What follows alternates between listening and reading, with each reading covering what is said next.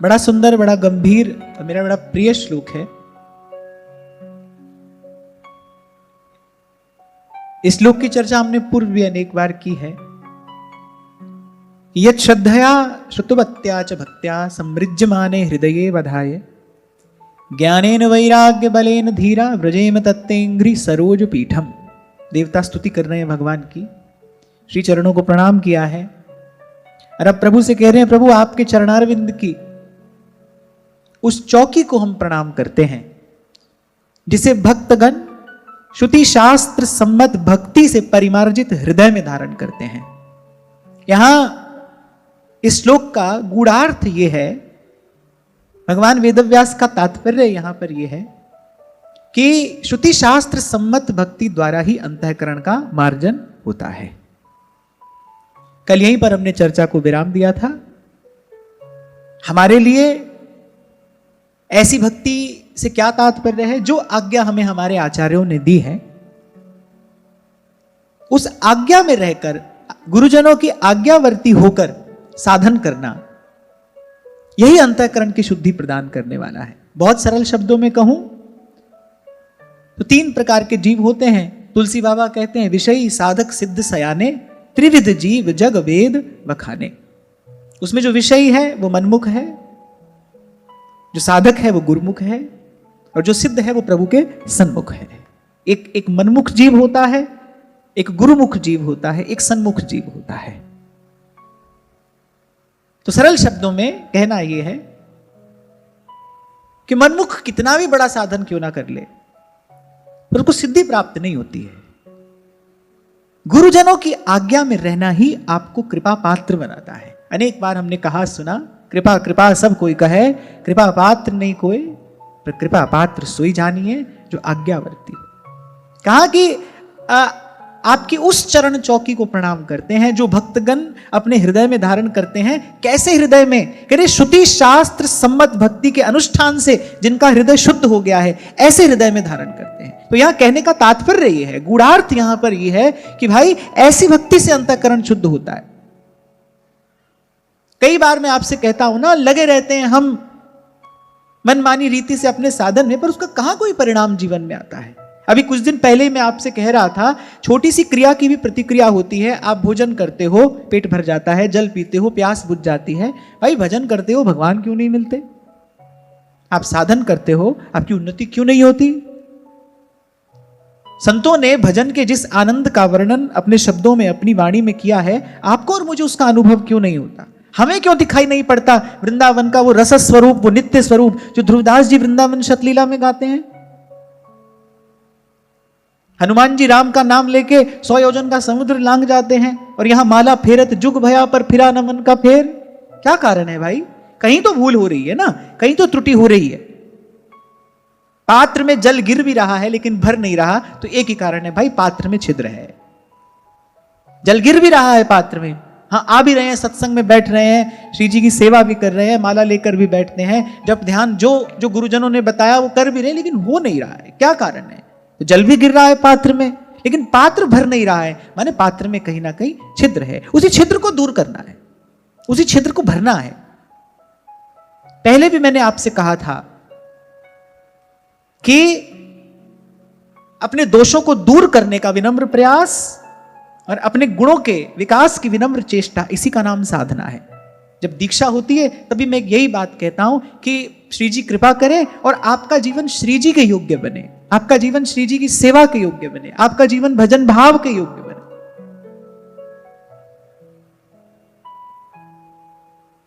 तो ये 2 बातें इस श्लोक में बड़ी महत्वपूर्ण कही गई। पहली बात तो ये कि भाई भक्ति कैसी हो, जैसी गुरुजनों ने हमें आज्ञा दी है उसी रीति से हमें चलना है। उसके अतिरिक्त यहां वहां नहीं देखना है। किस लिए नहीं देखना है कि जो यहां वहां है वो सब व्यर्थ है? नहीं नहीं, हमारी सामर्थ्य नहीं है, हम अल्प सामर्थ्य रखते हैं, हमारी सामर्थ्य थोड़ी है, हम एक साथ अनेक अनेक मार्गों का अनुसंधान नहीं कर सकते, इसलिए हमको एक मार्ग पर चलना है। आपके घर में 10 कमरे हो, पर भाई एक में ही तो रह सकते हो आप। जीव की सामर्थ्य अल्प है, प्रभु एक होते हुए अनेक रूपों में भासते हैं, वो एक होते हुए अनेक अनेक स्थानों पर प्रकट हो सकते हैं और होते हैं, एक होते हुए अनेक अनेक भक्तों के साथ लीला करते हैं, पर भाई जीव की तो यह सामर्थ्य नहीं है। तभी तुलसी बाबा कहते हैं परवस जीव स्ववस भगवंता, और जीव अनेक एक श्रीकंता। हमारी सामर्थ्य थोड़ी है, ये हमारे लिए एक व्यवस्था की गई है। भाई 10 रास्ते भी हों तो भी चल तो आप एक पर ही पाएंगे ना, एक पर चलेंगे तो कहीं पहुंचेंगे। तो गुरुजनों की आज्ञा में रहना माने कोई एक मार्ग आपने पकड़ लिया, अब चलिए उस पर। और सेवक जी कह रहे कैसे चले? सूधो चले आपने धर्म। सूधो चले माने यहां वहां ना देखे। यही भूल आपसे हमसे बन रही है भाई, इसी भूल का सुधार करना है। कल विराम के क्षणों में मैंने यही आपसे कहा था, प्रभु के पास तो जो था प्रभु ने सब दे दिया। मनुष्य का शरीर दे दिया, भारत भूमि में हमें जन्म दे दिया, संतों गुरुजनों का संग दे दिया। अरे गुरुजनों से जपने के लिए प्रभु का नाम मिल गया, अब क्या रहा भाई? यहां मुझे स्मरण आते हैं प्रातः स्मरणीय स्वामी श्री रामसुखदास जी महाराज के शब्द। वो कहते भाई भगवान की कृपा भी हो गई, संतों गुरुजनों की कृपा भी हो गई, अब तो आप अपने ऊपर कृपा करो, आप कृपा करो। तो पहली बात तो इस श्लोक में ये बड़ी महत्वपूर्ण है, भक्ति कैसी हो? श्रुति शास्त्र सम्मत हो। हमारी रीति कैसी हो? जो गुरुजनों ने हमें सिखाई है, उसमें कोई किंतु परंतु ना किया जाए। मैं फिर कह रहा हूं आपको, सेवा थोड़ी कर लो पर अपराध रहित सेवा होनी चाहिए। देखा देखी भक्ति को व्यास ना होई निवाह। कोई अष्टयाम सेवा कर रहा है, आपको लगा भाई हम भी अष्टयाम सेवा ही करेंगे, भाई उसकी स्थिति कुछ और है, आपकी और हो सकती है, उसकी व्यवस्था कुछ और है, आपकी और हो सकती है। तो कोई होड़ नहीं लगी है, कोई प्रतिस्पर्धा नहीं हो रही है, ये सबकी अपनी अपनी यात्रा है, कोई कुछ नहीं कर सकता है इसमें। मैं बार बार आपसे कहता हूं भाई कोई किसी को चला नहीं सकता है इस रास्ते पर। अभी एक माता ने प्रश्न किया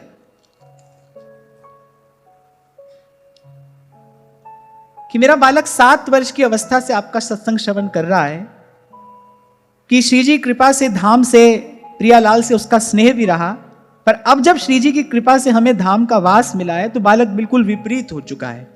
उसको बहुत प्रयास करके मैं यहां लाकर बैठाने का प्रयास करती हूं, चेष्टा करती हूं, लेकिन कोई बहुत अधिक परिणाम आ नहीं रहा है। भाई ये बात तो मैं आपको बहुत बार समझा चुका। आप किसी के लिए एक भावना रख सकते हो। और यहां जिस भी माता ने प्रश्न पूछा, मैंने तो विशेष रूप से माताओं के लिए ही कहा था। और जब ये प्रार्थना करनी है प्रभु से कि बालक भजन करे, फिर ये प्रार्थना क्यों करनी है कि मेरा ही बालक भजन करे? आप माता हो, आपको सब बालक भजन करें, सब बालकों में आपका बालक तो आ ही जाएगा। और मैं कहता हूं आपकी प्रार्थना से सब करें ना करें, आपका जरूर कर लेगा। माता होने के नाते ये चिंता स्वाभाविक है, पर ध्यान रखना माता होने से पहले तुम एक जीव हो। कई बार मैं कहता हूं ना, एक व्यवहारिक सत्य होता है, एक पारमार्थिक सत्य होता है। आप किसी की माता हो, यह व्यवहारिक सत्य है, ये पारमार्थिक सत्य नहीं है। पारमार्थिक सत्य तो यही है आप एक जीवात्मा हो, और जो संयोग बालक के रूप में आपको प्राप्त हुआ है वो एक नदी नाव संजोग है, वो भी एक जीवात्मा है, वो भी अपनी एक यात्रा पर आई है। कल भी इसी बात पर तो हम चर्चा कर रहे थे, भाई संसार के प्रति कर्तव्य है, पर उस कर्तव्य की एक सीमा है। संसार की प्रत्येक क्रिया सीमित है, संसार का प्रत्येक व्यवहार सीमित है, संसार के व्यवहार से मिलने वाला फल सीमित है। आप जो भी करोगे उसकी एक सीमा है, आप कहीं तक जाकर कुछ कर सकते हो, उसके बाद नहीं तो संत ये बात क्यों कहते? तो ये बिगानी का परी तू अपनी निबेर। क्यों संत कहते? तेरे भावे जो करे भलो बुरो संसार, नारायण तू बैठ के अपनो भवन दुहार। आप माता हो, आप बालक के लिए प्रार्थना करो। आपने अपने कर्तव्य का पालन किया, आपने उसको सत्संग की राह दिखाई, अब भी अपने मन में बालक के लिए सद्भाव रखो। हाँ, पर यहां थोड़ा सा सावधान रहना, केवल अपने ही बालक के प्रति सद्भाव रहा तो फिर तो भाई ये स्वार्थपूरी प्रार्थना है। अभी पता नहीं भगवान सुने कि नहीं सुने। हृदय बड़ा करना पड़ता है भाई इस रास्ते पर चलने के लिए। लोकः समस्तः सुखिनो भवन्तु, ऐसा हृदय बनाना पड़ता है। तो एक सीमा है आपकी, आप नहीं चला सकते हैं किसी को। इसलिए संतों ने बीच का मार्ग चुना। ना काहू से दोस्ती, ना काहू से बैर। किसी से बैर भी नहीं है, किसी से मित्रता भी नहीं है, सब सोहित निष्काम मति और वृंदावन विश्राम। तो खैर पहली बात तो यहां ये महत्वपूर्ण हमें समझ में आई, भाई हमारी रीति कैसी हो, जैसी गुरुजनों ने बताई है, उसमें कोई किंतु परंतु ना हो। प्रयास यही करना है कि गुरुजनों की आज्ञा में रहें।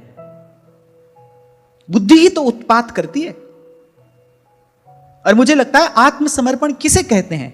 आत्मसमर्पण, तन का समर्पण, मन का समर्पण, जीवन का समर्पण, इसी को ही तो आत्मसमर्पण कहते हैं।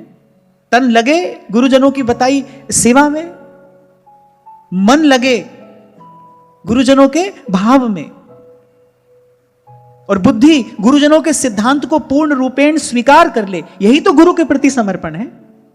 तन गुरु की बताई सेवा में लगे, किस रीति से हमको प्रियालाल की सेवा करनी है। मन गुरु के भाव में रम जाए, मन अलग ना रहे। गुरु का जो मन है, गुरु का जो भाव है, वही हमारा मन, वही हमारा भाव हो जाए। और बुद्धि गुरु के सिद्धांत को पूर्ण रूपेण स्वीकार कर ले। इसे ही कहते हैं गुरु को मन देना। और मुझे लगता है कि दीक्षा की प्रक्रिया पूरी ही तभी होती है, गुरु आपको अपना सर्वस्व दे देता है। आप जब अपना सर्वस्व गुरु को निवेदन करते हो, तब दीक्षा की प्रक्रिया पूरी होती है। और मुझे तो यही बात आज तक समझ में आई भाई, स्वयं को पात्र बनाने की यही विधि है। भगवान की कृपा तो बरस रही है। प्रगट जगत में जगमगे वृंदा विपिन अनूप, पर नैन अछत दीसत नहीं, ये माया को रूप। वृंदावन तो प्रकट है, झलमला रहा है। यहां लता लता सब कल्पतरु है। वृंदावन का ये जो स्थूल रूप है, इसमें परिवर्तन होता आया है, होता रहेगा। पर वृंदावन का वो जो नित्य स्वरूप है, वो जो सत्य स्वरूप है, जो शुद्ध स्वरूप है, तहां न कबहू लगत है महाप्रलय की पौन। जिसके लिए सेवक जी महाराज कहते हैं, तहां न लगन ग्रहण के वेद, तहां कुदिन दिन कछु नहीं। वो वृंदावन का नित्य सत्य स्वरूप भी वो तो अखंड है, ज्यों का त्यों है, अक्षुण्ण है। आप गुरुजनों की आज्ञा में रहकर, गुरुजनों की रीति से, गुरुजनों के सिद्धांत को हृदयंगम करके थोड़ा भी भजन करोगे तो भाई भजन रसमयी विपिन धर समझ बसे जो कोय, प्रेम बीज तिहि खेतते तब ही अंकुर होए। कल या परसों आपको यही तो मैंने कहा था कि मेरे शब्दों से आप प्रेरणा लीजिए, मेरे शब्दों से स्वयं में उत्साह भरिए, और जो यहां कहा जा रहा है उसको स्वयं अनुभव करने का प्रयास करिए। मेरी बात सुनकर और रहना जाना प्रयास करिए। ये दीपक आपके हृदय में जलना चाहिए भाई। आपके भीतर का अंधेरा तो तभी दूर होगा, तभी दूर होगा। और दूसरी बात जो यहां कही, ज्ञानेन वैराग्य बलेन धीरा व्रजेम तत्तेंघ्रि सरोज पीठम। और कह रहे आपकी चरण चौकी को अपने हृदय में धारण करके, कह रहे ज्ञान और वैराग्य के बल से धीर हो जाते हैं। मन का धीरज कब छूटता है?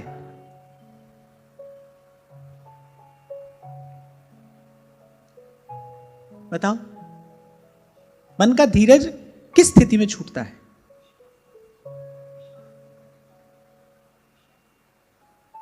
और सोचो।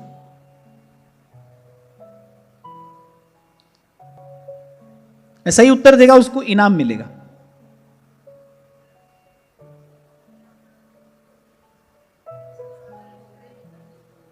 वहां तो व्यवहार में तो अपनी अक्ल के घोड़े कहां तक दौड़ाते हो। इस बुद्धि का सदुपयोग तो यही है ना कि इससे सत्य सिद्धांत का विचार किया जाए। ये बुद्धि उत्पात भी करती है, पर यही बुद्धि जब पतिव्रता हो जाती है तो ये प्राण प्रियतम को रिझाती भी है। और फिर भगवान ने ये बात कही है, भाई मैं तो प्रसन्न होकर देता ही क्या हूं। ददामि बुद्धि योगम तम ये न माम उपयान्ति ते। और महाप्रभु जी श्री मीठी सी चपत लगाते हुए कह रहे हैं, तू बालक नहीं भरो सयानब, सबके पास बुद्धि है। थोड़ी यहां लगाओ। हां, मन का धीरज कब छूटता है?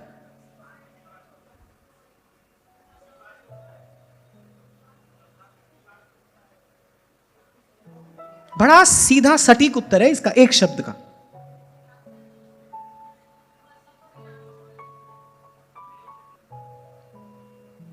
मन का धीरज छूटता है या तो सुख में या दुख में। इसका प्रमाण ध्रुवदास जी अपनी वाणी में देते हैं, बिच बिच सुख दुख देह के है आवत अनियास, भजन पंथ ते डिगहु जिन मन में राख हुलास। तो सुख दुख में मन धीरज छोड़ बैठता है। सुख अधिक हो और दुख तो थोड़ा भी हो तो व्यक्ति अधीर हो जाता है। सुख में मन को संभाले रखना है तो वैराग्य चाहिए, दुख में मन को संभाल के रखना है तो ज्ञान चाहिए। और ज्ञान और वैराग्य दोनों पुत्र किसके हैं? भक्ति के। गोद में किसकी खेलते हैं? भक्ति की। इसीलिए इन दोनों स्थितियों में यदि कोई धीरज धर सकता है तो केवल भगवान का भक्त धर सकता है, जिसके पास भक्ति है और भक्ति की गोद में ज्ञान और वैराग्य खेल रहे हैं। देखो, सुख बहुत बढ़ जाए तो वैराग्य चाहिए। वैराग्य माने आपके भीतर इस बात का बोध बना रहे कि नहीं भाई, ये सब क्षण भंगुर है, बहुत देर तक रहेगा नहीं, इसके साथ बह जाने की कोई आवश्यकता नहीं है। और दुख अधिक आ जाए तो फिर इस बात का ज्ञान चाहिए कि नहीं भाई, मैं प्रभु का हूं, प्रभु मेरे हैं, प्रभु ने मेरे लिए जो व्यवस्था की है उसी में मेरा मंगल है, उसी में मेरा कल्याण है। कई बार आपसे कहता हूं ना मैं, हमारा ज्ञान कैसा हो, हम तुम्हारे लिए, तुम हमारे, हम प्रभु के हैं, प्रभु हमारे हैं। सूर हमारे नंद नंदन बिन और नहीं जगदीश। हमें किसी और ज्ञान से प्रयोजन नहीं है, हमारा ज्ञान यही हो और परिपक्व हो। कि दुख आ जाए तो इस बात का ज्ञान हो, नहीं भाई प्रभु मेरे हैं, मैं प्रभु का हूं। इस ज्ञान के आलोक में दुख का अंधेरा छट जाता है। सुख अधिक आए तो फिर वैराग्य होना चाहिए, और प्रौढ़ वैराग्य, दृढ़ वैराग्य कि नहीं भाई, ये थोड़ी देर के लिए ये तमाशा रचाए रचने वाले ने, ये दिन एक जैसे रहेंगे नहीं। क्या होता है ना, सुख अपने साथ कुछ कुछ अनर्थ लेकर आता है। जो विषय का सुख है, संसार का सुख है, उस समय बहुत सावधान रहना चाहिए। और मैं तो कहता हूं दुख की बजाय सुख में अधिक सावधान रहना चाहिए। देवदास जी ने आगे बात कही, विपत्ति काल व्यवहार में माया मोह समीर, डुलवत बहुविध चित्त को टिके सोई जो धीर। या तो विपत्ति काल में व्यक्ति अधीर होगा, फिर आगे कहा, प्रभुता संपत्ति के भय मन इंद्रिन बस हो, परम धीर बिन कैसे हूं राख सके नहीं को। अच्छा, यहां एक और बात कह दी ध्रुवदास जी ने। देखो संतों की बोलन कितनी सुंदर, कितनी मधुर और पूर्ण होती है। उसमें पूर्ण रहस्य छिपा रहता है। ध्रुवदास जी कह रहे हैं कि दुख में स्वयं को संभालने के लिए कोई धीर चाहिए, और सुख में स्वयं को संभालने के लिए कोई परम धीर चाहिए। कह रहे परम धीर बिन कैसे हूं राख सके क्या कोई, प्रभुता संपत्ति के भय मन इंद्रिन बस होई। खैर, मैं तो ये कह रहा था कि मन अधीर कब होता है, या तो सुख में होता है या दुख में होता है। सुख में स्वयं को संभालने के लिए वैराग्य चाहिए, दुख में स्वयं को संभालने के लिए ज्ञान चाहिए। और यहां इस श्लोक में देवता यही बात कह रहे हैं, ज्ञानेन वैराग्य बलेन धीरा। कह रहे आपके भक्त आपके श्री चरणारविंद की चौकी, अर्थात आपके श्री चरणारविंद की वो परम भक्ति रूपी आधार पाकर कह रहे ज्ञान और वैराग्य से पुष्ट हो जाते हैं, ज्ञान से उज्जवल हो जाते हैं और वैराग्य से दृढ़ हो जाते हैं। माने फिर किसी भी स्थिति में डोलते नहीं। अरे आपके श्री चरण, आपके श्री चरणों की भक्ति जो किसी को ऐसा धीर बना देती है, उसका हम भी आधार ग्रहण करते हैं और आपके उन श्री चरणों को बार बार प्रणाम करते हैं, प्रणाम करते हैं। चरण कमल बंदो हरि राई, चरण कमल बंदो हरि राई। कल तो इसी एक भाव पर ही विस्तार से चर्चा होती रही। भाई आपका मेरा अपना घर यही श्री चरण है। इन्हीं चरणों की छांव में पहुंचकर ही आप और मैं सुखी भी होंगे, स्वस्थ भी होंगे और सुरक्षित भी होंगे। यहां संसार में पड़ा जीव दुखी भी है, रोगी भी है और भयभीत भी है। आप देखो ये तीन व्याधियां दिन रात सताती भी तो हैं। दुख तो है ही, दुख तो है ही, और मन अनेक अनेक विकारों से क्षुब्ध होने के कारण रोगी भी है। और सदा सदा सर्वदा जीव को एक भय भी बना रहता है। जो प्राप्त है उसके खो जाने का भय, और जो प्राप्त नहीं हुआ है वो यदि प्राप्त न हो तो क्या होगा, इस बात का भय। एक भय भी बना ही रहता है ना। पंच क्लेशों में एक ये भय भी है। तो प्रभु के चरणों की छांव में पहुंचकर ही जीव सुखी भी होता है, स्वस्थ भी होता है और सुरक्षित भी होता है। तभी देवताओं ने यहीं से आरंभ की अपनी स्तुति।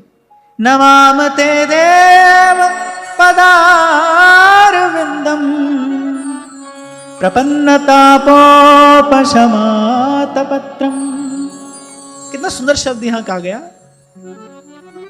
अरे हो चरणात पत्र की छैया, आपके चरण कमलों की शीतल शंतम छांव में आ बैठे हैं। मेरे जर्जर है पांव, संभालो प्रभु अपने चरणों की छांव, बिठा लो प्रभु अपने चरणों की छांव, बिठा लो प्रभु मेरे जर्जर है पांव। दसम ग्रंथ में एक बड़ी सुंदर पंक्ति प्राप्त होती है। वो कहते हैं, अपवित्रन लोगन के जिही के पग लागत पाप सबे नसिया। महाराज प्रभु के चरणों की महिमा का गान करते हुए बात कह रहे हैं, कह रहे जिन श्री चरणों का भाव से स्मरण करते ही अरे अपवित्र पुनीत हो जाता है, पावन हो जाता है, पवित्र हो जाता है। पापों का ध्वंस करने की बड़ी अद्भुत शक्ति श्री ठाकुर जी के चरण कमलों में है। भक्त तो अपनी भक्ति का मंगलाचरण यहीं से ही करते हैं। चरण कमल वंदौ हरि राई। और कल इसी बात पर हम चर्चा करते रहे, भाई कुछ ऐसा हो, प्रभु की कृपा हो, संतों की कृपा हो और ये मन मधुकर हो जाए, मधुव्रत हो जाए। प्रभु के चरणों की छांव में आकर फिर धीरज धर ले, फिर डोले नहीं। और सिद्धांत भी यही है, सार की बात भी यही है, नर देही पाई चित चरण कमल दीजे। फिर श्री चरणों को प्रणाम करते हुए देवता आगे कह रहे हैं, तान्मय सद्वृत्तिभिरक्षिभिर्ये पराहृतांतर्मनसः परेश अथो न पश्यन्त्युरुगाय नूनं ये ते पदन्यास विलास लक्ष्म्या। आगे अत्यधिक विषय भोग के कारण जिनका मन बहुत ही चंचल हो गया है और सदा सर्वदा बाहर ही बाहर भटकता है, यहां एक संकेत किया गया, जितना विषय का सेवन होगा उतना मन चंचल होगा। चंचल माने दुर्बल होगा, क्योंकि मन की चंचलता ही मन की दुर्बलता है, मन की एकाग्रता ही मन की शक्ति है। अभी 2 दिन पहले मैंने आपको एक अंग्रेजी की एक कहावत बताई थी, A focused fool can accomplish more than a distracted genius. यानी मूर्ख भी यदि एकाग्र हो जाए कुछ ना कुछ प्राप्त कर लेगा, और वहीं कोई बड़ा प्रतिभाशाली भी हो लेकिन उसका मन बिखरा है बोले उसको सिद्धि नहीं मिलेगी।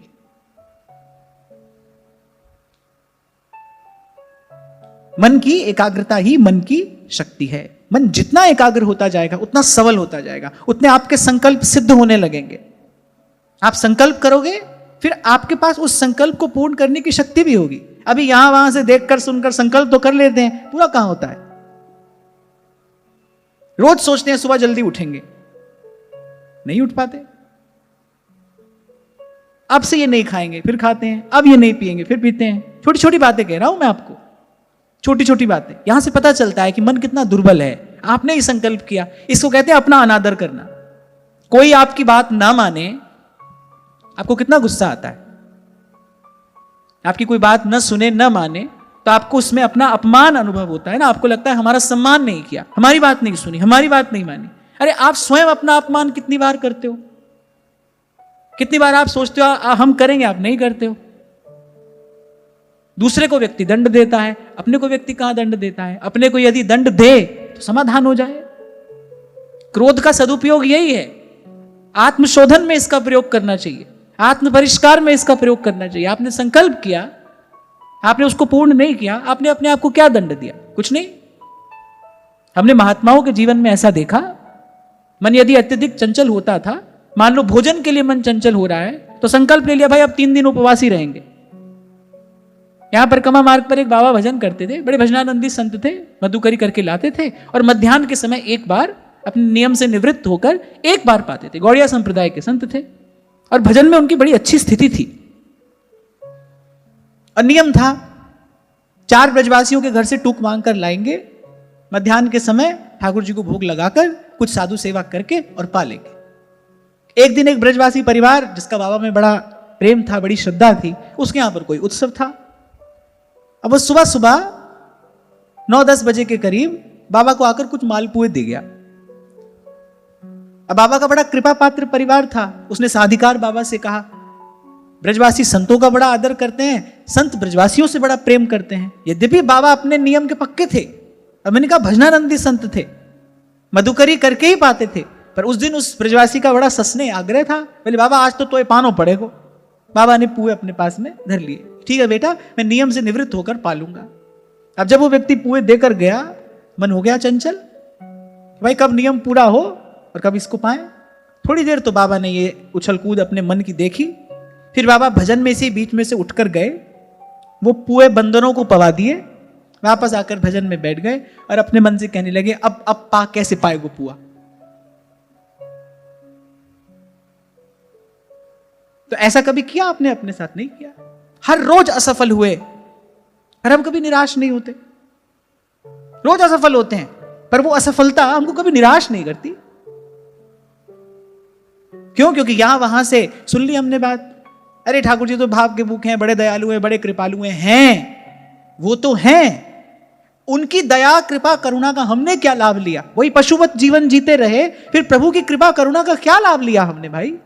अरे प्रभु की कृपा करुणा का लाभ तो ये था, थोड़ा सा प्रयास करते, रंच प्रेम में प्रभु अपने आप को दे देने वाले हैं, हम थोड़ा सा अपने जीवन को साधने का प्रयास करते, प्रभु जीवन को दिव्य बना देते अपने अनुग्रह की वर्षा करके। क्या किया हमने?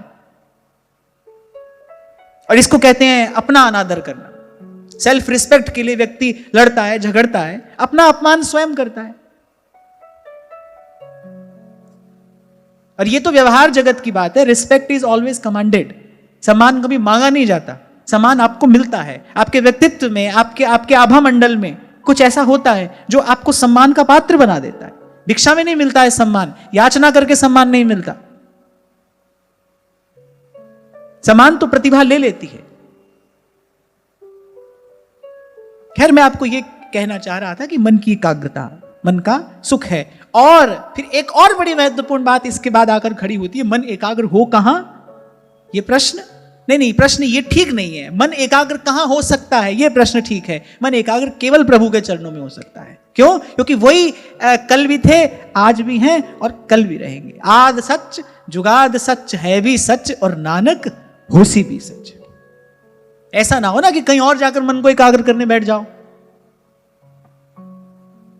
आजकल तो क्या है ना, आपके फोन पर ज्ञान का भंडार खुला है, व्हाट्सएप पर पूरी की पूरी यूनिवर्सिटी चलती है। पहले तो पूरे अपने जीवन को साध कर धर्म का आचरण करके कोई आचार्य बनता था। आज तो यूट्यूब भी किसी को कुछ भी बना दे, भगवान बना दे बाप। 10-20-50 लाख लोग आपको यूट्यूब पर फॉलो करने लग जाएं तो लोग कर दो अपने आप को भगवान का अवतार घोषित, लोग कर देंगे। भीड़ भीड़ को खींचती है, जैसे धन धन को खींचता है, ऐश्वर्य ऐश्वर्य को खींचता है, भीड़ भीड़ को खींचती है। भीड़ ही तो मापदंड है आज किसी व्यक्ति की सफलता का, उपलब्धि का। पहले भाई कोई संत के पास जाता था ना तो ये पूछता था उसका सिद्धांत क्या है, उसका चिंतन क्या है, उसका दर्शन क्या है, उसके पास कितनी वैचारिक संपदा है, उसके पास विचार की कितनी संपत्ति है, उसके पास आचरण की कितनी शुद्धता है। आज तो झट से टच करो अपनी स्क्रीन पर, देखो किसके कितने फॉलोअर्स हैं और जिसके ज्यादा है उसके पीछे चल जाकर खड़े हो जाओ। इसी को कहते हैं भेड़ चाल। आप व्यवहार में जिस शब्द का प्रयोग करते हो ना, भेड़ चाल, भेड़ ऐसे चलती है, आगे आगे एक भेड़ चलती है, फिर पीछे 2, उसके पीछे 4, फिर 10। अब आगे वाली भेड़ कुएं में गिरे ना, पीछे वाली सब कुएं में गिर जाएंगी।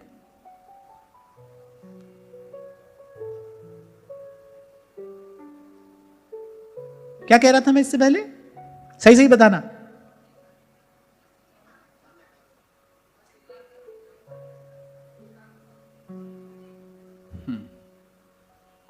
क्योंकि मैं देख रहा हूं कि एकाग्रता की बात कर रहा हूं, यहां भी मन एकाग्र है कि नहीं।